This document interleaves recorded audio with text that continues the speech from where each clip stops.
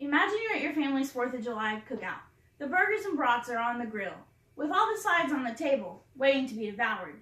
You've spent all day getting the sides ready, from peeling the potatoes to shucking the corn. The corn is only a few inches long, and you ask your aunt why the corn that she brought is so small. Your aunt states that she brought GMO-free corn because it is healthier and better for you.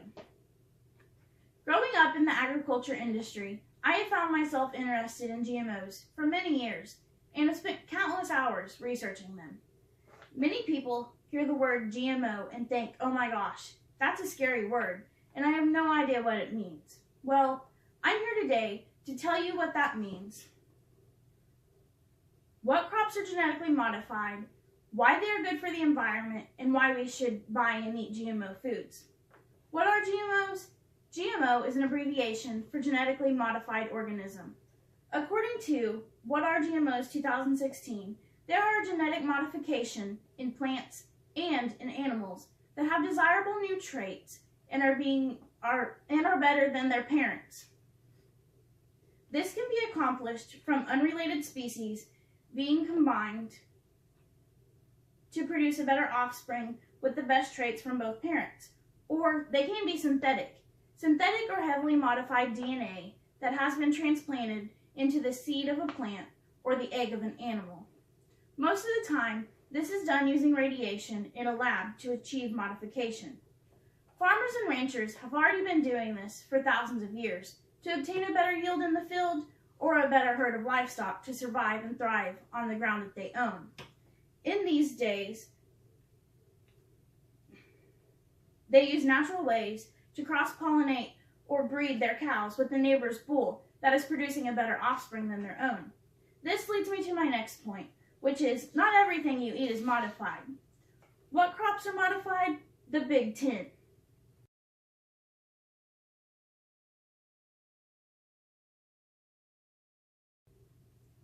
Manager Community 2017 states that there are only 10 GMO crops approved in the United States. The very first crop on that list is squash, dating back to 1995. Squash is modified because they had a huge problem with them contracting diseases and dying off until they were modified. Following that list is cotton, soybeans, corn, papaya, alfalfa, sugar beets, canola, potatoes, and finally, apples. Apples were not approved in the U.S. until last year. The apples were modified because during shipping, they would easily bruise and lose customer appeal. And if you were like me, you do not want to bite into a brown apple that should be red. There is no harm in eating GMO foods. They are only modified to increase customer appeal, to help the product look better, and to produce more product to meet customer demands. Without GMOs, these crops being modified may not be around today if they were not taken care of in the past.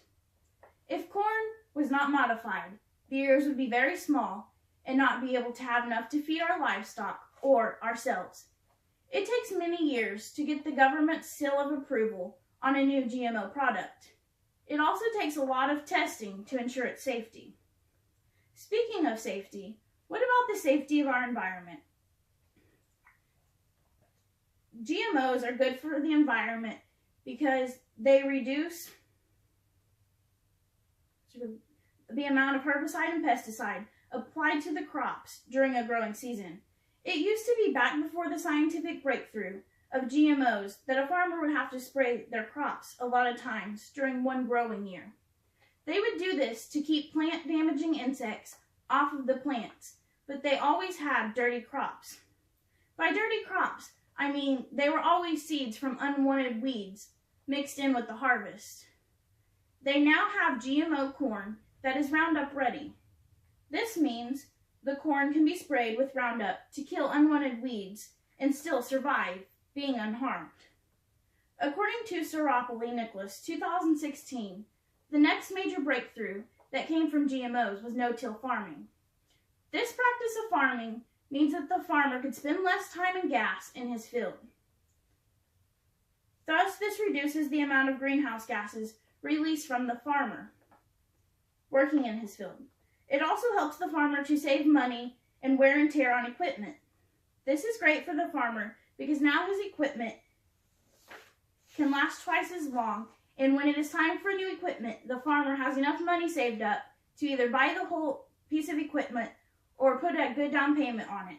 Finally, I am sure you are wondering why you should buy and eat GMO foods.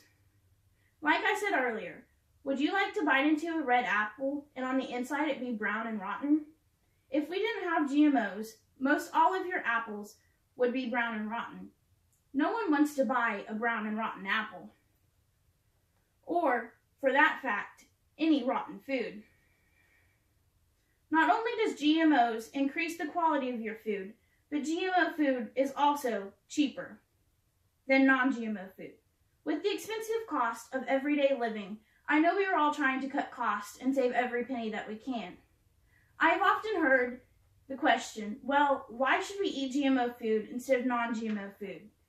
As Robert Fraley states in Men's Journal 2017, GMOs have been around for over 20 years and has never been an issue of food safety for humans or for animals. According to Lynn Gillian 2017, by creating a demand for GMOs, it will also help to preserve our environment as we are narrowing our cropland and creating more erosion.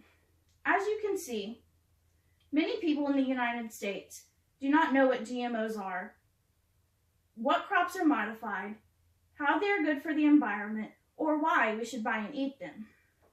Now that you know how good GMOs are for you and the environment, I hope that when you think of GMOs, you don't think OMG. Thank you all for listening to my speech, and I hope I have changed the way you think about genetically modified organisms.